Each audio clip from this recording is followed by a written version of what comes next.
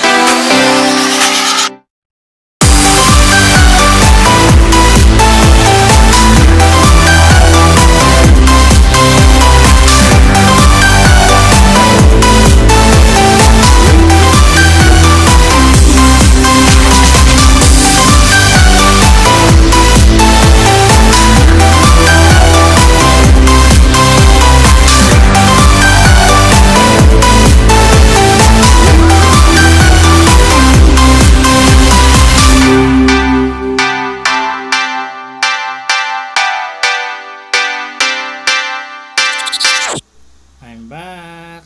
So far mga kangod, malapit na tayo sa bayan ng Indang, Cavite. Kita niyo naman yung kanilang kakalsadahan.